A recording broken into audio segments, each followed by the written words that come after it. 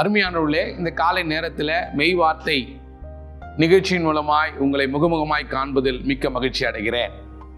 இன்றைக்கும் கர்த்தர் நமக்கு தருகிற சத்திய வேத வாக்கு என்னவெனில், சங்கீதம் 116:16 தேவரீர் என் கட்டுகளை அவிழ்த்து விட்டீர். இன்றைக்கு அவசரமான இந்த உலகத்தில் அநேக சுமைகளாலே, பாரங்களாலே, போராட்டமான களத்தில் நீங்களும் நானும் நின்று கொண்டிருக்கிறோம்.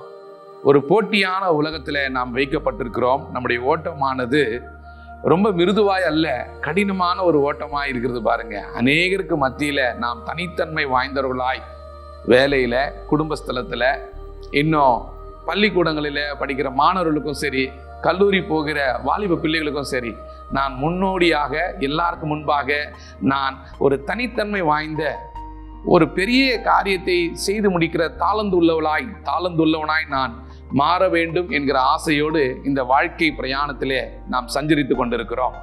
இப்படிப்பட்டதான ஒரு நாட்களிலே நாம் வைக்கப்பட்டிருக்கிறோம். இந்த நாட்களுக்கு உகந்த வாக்கு தத்தமாய், வேத வாக்காய் கர்த்தர் நமக்கு தருகிற வார்த்தை, உன் சுமைகளை, உன் கட்டுகளை நான் இலகுவாக்கி நான் அவிழ்த்து விடுகிற கர்த்தராய் இருக்கிறேன். நீங்க எந்த பாரத்துல இன்றைக்கு இருக்கலாம், எந்த நோவினாலே நீங்க கஷ்டப்பட்டு கொண்டு இருக்கலாம், எந்த விதமான சஞ்சலத்தினாலும் நீங்க அமிழ்ந்து போயிருக்கலாம். ஆனா உங்களை நோக்கி தான் இந்த வார்த்தை வருகிறது. தேவரீர் என் கட்டுகளை அவிழ்த்து விட்டீர் என்று சங்கீதக்காரர் தனக்குத்தானே நம்பிக்கை தருகிற வார்த்தையை சொல்லுகிறவராய் இருக்கிறார். நாம பாருங்க, இந்த சங்கீதக்காரராகிய தாவீதிலிருந்து அநேக நல்ல குணங்களை கற்றுக்கொள்ள வேண்டிய ஒரு இடத்துல வைக்கப்பட்டிருக்கிறோம். பாருங்க, அவர் பாருங்க, எல்லாராலும் நெருக்கப்பட்ட போதிலும், சொந்த குடும்பத்தாரால் நெருக்கப்பட்ட போதிலும் தேவன் மீது வைத்திருந்த நம்பிக்கை அவர் விடாதிருந்தார். அவர் பாருங்க, எப்பொழுதும் அவரையே முன்னிறுத்தி அவருக்கு ஸ்தோத்திர பாடல்களை பாடி அவரை துதித்து கொண்டே இருந்தார்.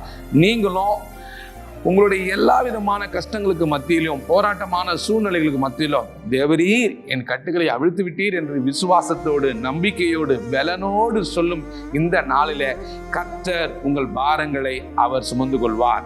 நம்முடைய தகப்பனானவர், நம்முடைய தேவனானவர், நமக்கு நன்மை செய்கிறவர், நம்மை மறவாதவர் உங்களை இன்றைக்கு காத்து வழிநடத்த போகிறார். நம் தலைகளை வணங்கி ஜெபிப்போம்.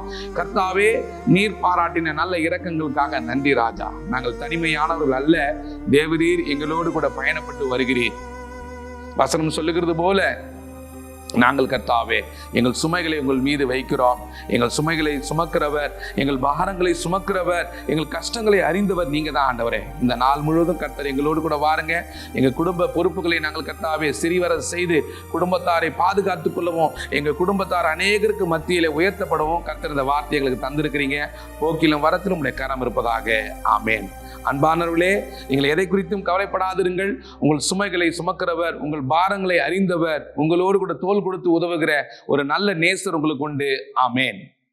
அருமையான சகோதர சகோதரிகளே, நீங்கள் இந்த மெய் வார்த்தை செய்திகளை தினந்தோறும் கேட்டு அதன் மூலமாய் ஆசீர்வதிக்கப்படுகிறீர்கள் என்பதை கர்த்தருக்குள் நான் விசுவாசிக்கிறேன். நீங்கள் பெற்ற நன்மைகளை எங்களுக்கு தெரிவிக்க மறவாதிருங்கள். கீழே கொடுக்கப்பட்டிருக்கிற அலைபேசி எண்களிலே நீங்கள் அழைத்து நீங்கள் பெற்ற நன்மைகளை சாட்சியாக எங்களுக்கு அறிவிக்கலாம். அது நீங்களும் நாங்களும் சேர்ந்து தேவனை மகிமைப்படுத்த உதவியாக இருக்கும். இன்றைய நாள் உங்களுக்கு நல்ல நாளாக அமைய கர்த்தருக்குள் நான் விசுவாசிக்கிறேன், ஸ்தோத்திரிக்கிறேன். God bless you.